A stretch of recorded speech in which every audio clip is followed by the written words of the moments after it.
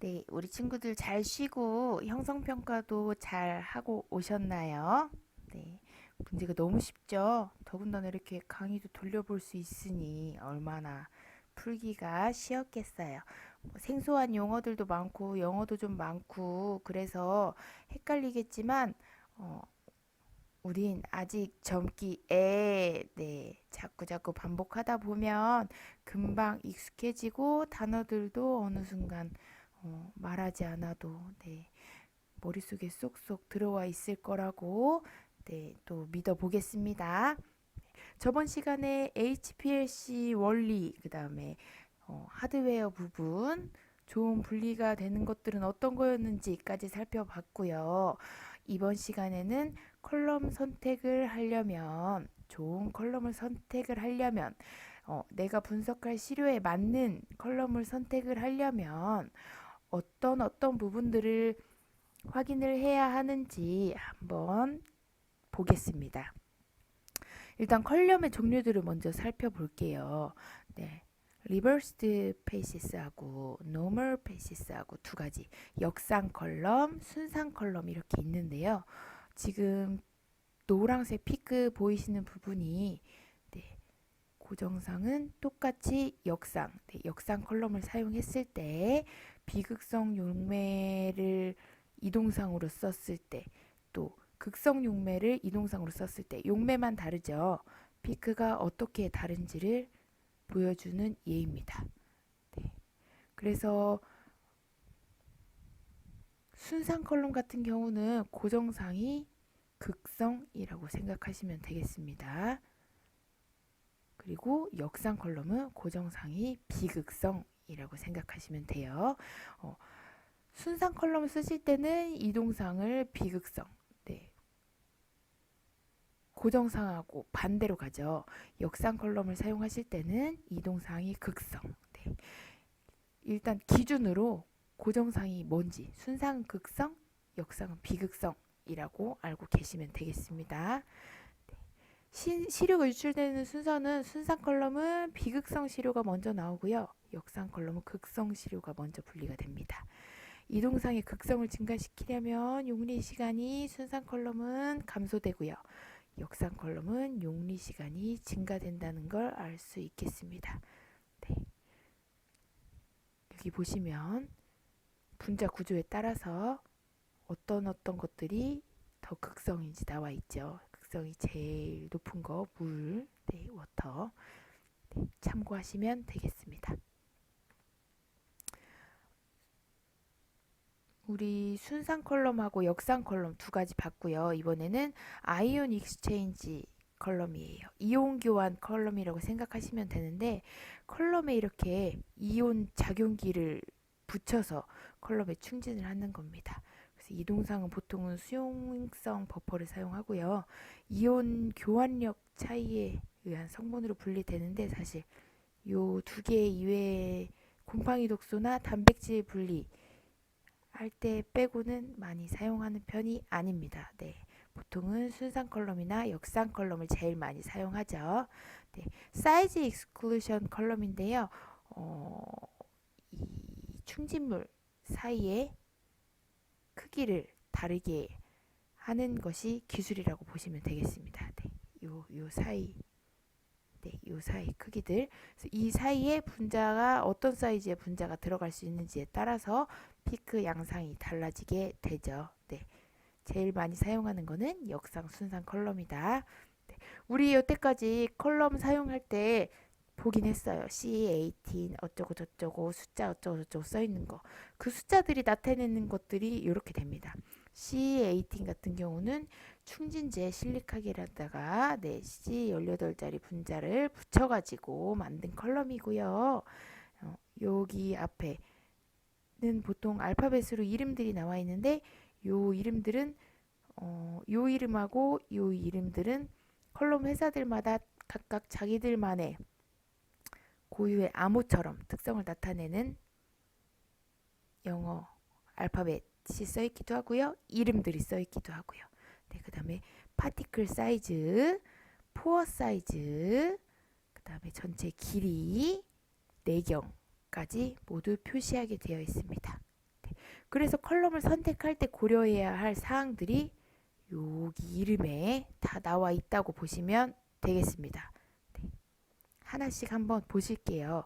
컬럼을 선택할 때 내가 어떤 물질을 분석하느냐에 따라서 내가 사용할 컬럼이 달라진다는 거 정도는 알고 계시겠죠.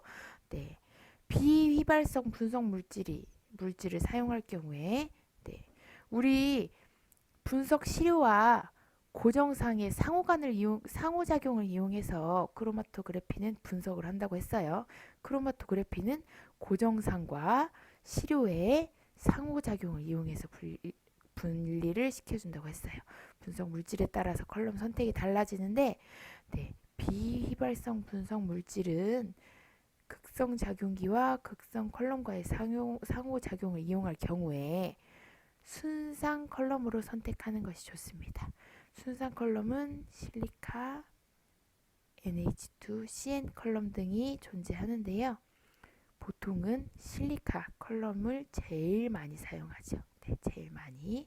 자, 비휘발성 분석 물질의 비극성 작용기와 비극성 컬럼과의 상호작용을 이용할 경우 역상 컬럼으로 선택을 한다고 했습니다. 제일 많이 쓰는 것들이죠. C18 역상 컬럼, C8 역상 컬럼, 페닐 컬럼, C1, CN 등이 있습니다. 컬럼 대부분이 C18 컬럼이 권장된다고 말씀드렸죠. 대다수 분석에서 네, C18 컬럼을 사용합니다. 두 번째는 C18 고정상입니다. 고정상. 네. 고정상에 따라서 컬럼들이 다양한 특성을 가지는데요. 이렇게 안에 실리카 안에다가 탄소를 18개 붙여줄지 네. 메틸기죠. 메틸기 C 8개를 붙여줄지 4개를 붙여줄지 CN을 붙여줄지 말단에 요거에 따라서 분석 결과가 달라지는 것을 볼 수 있겠습니다. 엔돌캡트가 얘 같은 경우는 캐핑을 안 한 거고요. 얘는 여기다가 캐핑을 한 거죠. 네. 결과가 캐핑한 것이 훨씬 분리능이 좋은 거를 확인할 수 있겠습니다. 같은 고정상이라도 결합 방식에 따라서 다른 결과를 나타냅니다. 이 결합 방식이 아까 말씀드렸던 고유의 특성인데요. 이 결합 방식에 따라서 분리도도 달라지고요. 이 결합 방식이 컬럼의 성능을 좌우한다고 보시면 되겠습니다. 요 네 개로 비교해 봤을 때는 요 아이가 헵터 A라는 컬럼이 제일 분리가 잘 되는 걸 확인할 수 있겠습니다. 네. 작년에 3학년 졸업생 친구들은 요렇게 분리가 안 된 경우들을 굉장히 많이 봤어요. 네. 요 콜럼으로 바꿔주면 분리가 잘 되었겠죠. 네. 두 번째는 공극입니다. 공극. 그 분자량에 따라서 포어 사이즈를 선택하는데요. 컬럼의 포어 사이즈는 분석하려는 크기에 따라 결정이 됩니다. 네, 일반적으로 크기가 작은 분자들은 80에서 120. 펩타이드나 단백질의 경우는 넓은 거, 큰 거, 포어 사이즈가 큰 거 컬럼을 자랑합니다. 네.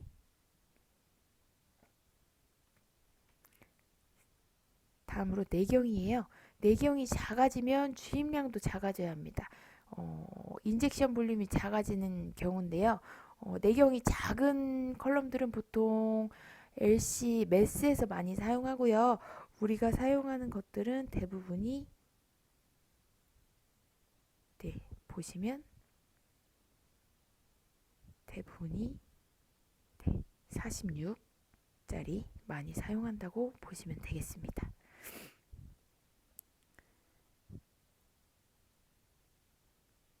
다음 넘어가겠습니다. 입자 크기인데요.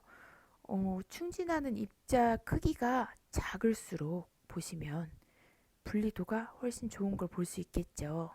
네, 피크 폭도 좁고요. 피크 간격도 넓습니다. 이 입자 크기가 작아지는 거를 만드는 것도 어렵고 네, 작은 입자 크기의 충진물을 고정상을 컬럼에 충진시키는 것도 이 컬럼 회사의 엄청난 기술력입니다. 그래서 입자 크기가 작아질수록 컬럼이 비싸지기도 하죠. 그래서 입자 크기가 작은 것들이 분리능이 좋다.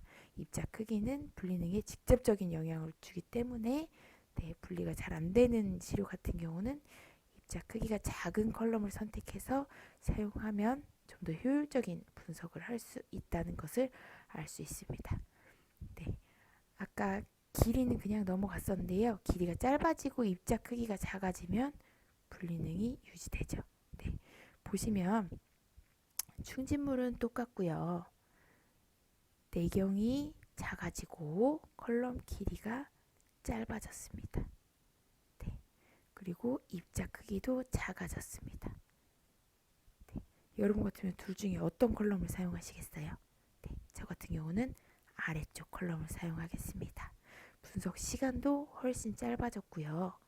분리능도 아주 좋습니다. 그렇다면 이 컬럼을 사용하겠죠. 주입량도 작아졌습니다. 보시면 내경이 작아지면 컬럼의 길이도 짧아지는 걸 확인하실 수 있겠죠. 컬럼의 길이가 만약에 내경이 작아진 만큼 유지가 됐다면 좀 더 다양한 성분을 분석할 수 있는 것도 기억해 두시면 되겠습니다. 여기까지 HPLC에 대한 설명 마쳤고요. 모르거나 이해 안 가는 부분이 생기거나 또 HPLC 사용할 때 뭐가 뭔지 잘 모르겠거나 했을 때 이 강의를 조금 돌려보시면 여러분들에게 도움이 되리라 생각합니다. 도움이 됐으면 좋겠습니다. 들어주셔서 감사하고요. 우리 이어서 카페인 분석했던 거 한번 복습하는 시간 가져보도록 할게요. 우리 친구들 오늘 카페인 분석 작년에 했던 거 짧게 한번 복습하고 넘어갈 건데요. 이번 학기부터는 우리 실습하기 전에 실습 지시서 작성한다고 했죠. 그래서 실습 지시서 작성하기 위해서 식품 공전 홈페이지 한번 먼저 들어가서 살펴보고 그 다음에 실험하는 동영상 보시도록 하겠습니다. 초록창에서 공전 치시면 찾아보실 수 있다고 말씀드렸죠. 식품 공전 들어가셔서 카페인 검색 한번 해보겠습니다. 카페인 시험법 나와 있죠. 아주 간단하고 짧게 나와 있어요. 그래서 시험 범위는 녹차, 액상커피, 음료 등 카페인 함유 액상식품에 적용한다 하고 나와 있어요. 카페인을 물로 추출해서 액체 크로마토그래피, 자외부, 흑광 광도 검출기, 얘가 UV-비즈예요. UV-비즈를 통해 카페인의 최대 흡수 파장인 280나노미터에서 정성 및 정량 분석하는 방법이다 하고 나와 있습니다. 장치는 HPLC 사용하고요. 역산기 카트리지 세팩 C18 역산기 카트리지 필요합니다. 여기에다가 우리가 카페인을 모았다가 다시 뽑아낼 거예요. 이와 동등한 거 사용하고요. 사용하기 전에 메탄올 5ml, 물 5ml를 차례로 흘려보낸 후 사용한다 나와 있습니다. 시약 및 시액은 카페인 표준품, 메탄올, 초산, 이동성 용매 나와 있고요. 카페인 표준 용액까지 나와 있습니다. 카페인 표준 용액은 먼저 카페인 표준품 0.1ml를 정밀히 달아서 물에 녹여서 100ml로 한 액을 표준 원액으로 한다고 나와 있죠. 얘가 1000ppm이에요. 1000mg/L 단위 환산 해보시면 여기가 mg 되려면 이렇게 3개 넘어가고요. 리터 되려면 여기 하나 넘어가고 하나 넘어가려면 여기 공 하나 붙여줘야 되고 1000mg/L 1000ppm인 거를 확인하실 수 있고요. 얘를 희석해서 1에서 100 마이크로그램/밀리리터가 되도록 한 액을 검량선용 표준용액으로 한다. 추출은 요거를 온탕으로 적당히 희석하고 추출액 5ml를 역산기 카트리지에 분당 3에서 4ml의 속도로 통과시켜 버린 후 이동상 용액으로 용출시킨 액을 시험 용액으로 한다고 나와 있어요. 네. 이동상 용액으로 용출, 다시 카페인을 뽑아내는 거죠. 네, 뽑아내는 것을 시험 용액으로 한다 하고 나와 있어요. 네. 여기 보시면 이 지금 해당 샘플을 온탕으로 적당히 희석한다고 나와 있죠. 네. 물에 제일 잘 카페인이 추출이 되는 거를, 또 온탕이면은 따뜻한 물에 카페인이 잘 추출된다는 것을 확인할 수가 있겠습니다. 네. 시험 조작, 여기서부터가 이제 기기 분석 조건이에요. 흡광 검출기를 UV 비즈 디텍터를 사용하고요. 파장은 280 나노미터에서 네, 합니다. 컬럼은 캅셀팩 C18 컬럼, 컬럼 직경 안에 내경이 4.6mm짜리, 컬럼 길이는 250mm짜리 사용하고요. 네, 충진물이 5마이크로미터짜리 사용하는데 꼭 요거 아니더라도 이와 동등한 조건을 사용하면 되겠습니다. 이동상은 메탄올, 초산, 물 이렇게 나와 있는데요.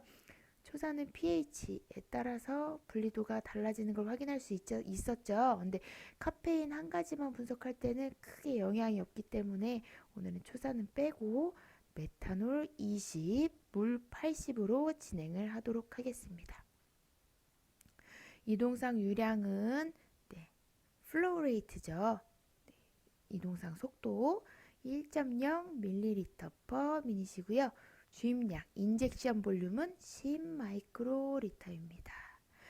정성 시험 용액인 및 표준 용액을 앞의 조건에 따라 액체 크로마토그래프에 주입하고 얻어진 크로마토그램상의 피크는 어느 측정 조건에서도 표준 용액과 시험 용액의 머무름 시간이 일치하여야 한다. 네, 외부 표준 물질을 사용했을 경우이기 때문이죠. 머무름 시간이 일치해야 네, 표준 용액에서 카페인 나왔던 게 샘플에서도 카페인이 같은 시간에 나온 피크가 카페인이구나 라고 확인할 수 있는 겁니다.